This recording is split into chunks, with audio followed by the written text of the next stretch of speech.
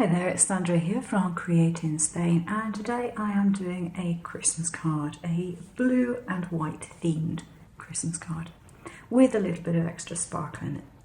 Now I have my base card, and the reason I have it open is because I've been doing some alcohol marker colour in there, and I know it's going to go through to that side.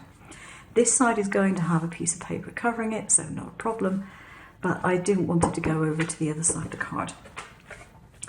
So I've got my first layer of cutout. Actually, I'll put it up that way because that's the way I intend the card to be. And I have stuck it down onto here, and then I have gone around the edges with an alcohol marker, and I've just filled in with colour. Now I know the colour blending is bad. That's because this card is definitely not designed for alcohol markers, but it's not going to make any difference when I've finished. Right, I have some pieces cut out, and we've got a lot of layering to do on this card, but it's going to look really, really pretty.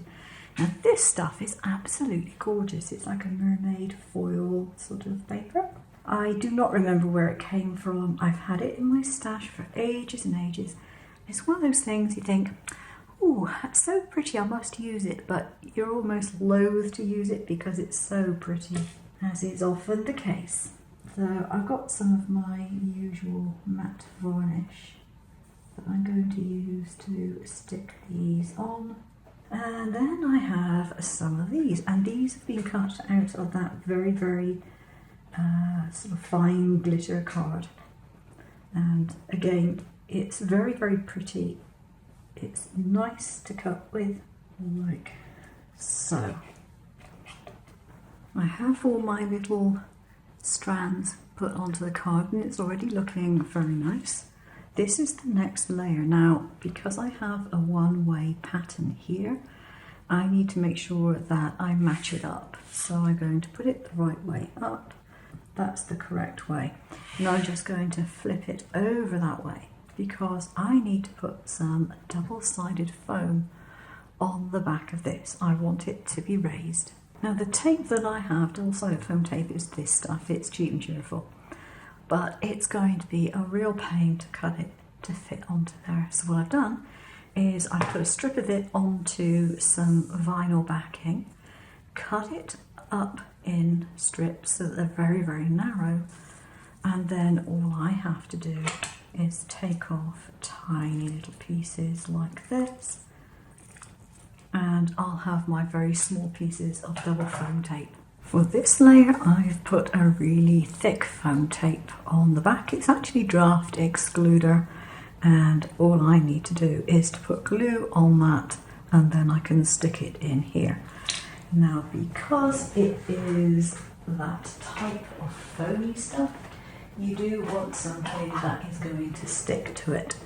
And tack it over and over, it should do the job nicely. Now this is actually two layers stuck together because I have a layer of vellum on the front of it, as you might have spotted. Now this needs to be up the correct way as well, and that will be able to go in there. Now you'll notice that it has a slightly blue edge, and that's because I used the same marker just to go around the very edge of it. To do that, you do it before you assemble, but all you do is you place it down on a piece of scrap paper and you draw around it. And because you draw around it with a marker, the marker will actually go onto the card that you're drawing around, and that's the easiest way of getting a very fine line. So there we have it, our card. And if you want to put a sentiment on, obviously you can, but I think it actually looks really, really nice without one, and so I don't think I would. I think I would put a sentiment on the inside.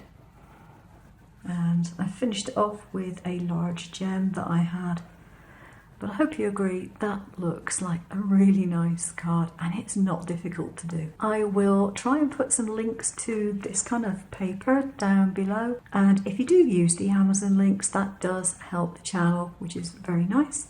Leave your comments down below, subscribe if you haven't subscribed already, and I will also leave a link to the file, as I always do, and they're now in FCM and SVG formats, so you should be able to use them on whatever cutting machine you have. If you don't have a cutting machine, you can always trace them and hand cut them. I will see you again soon with another card. Thanks for watching. Take care now.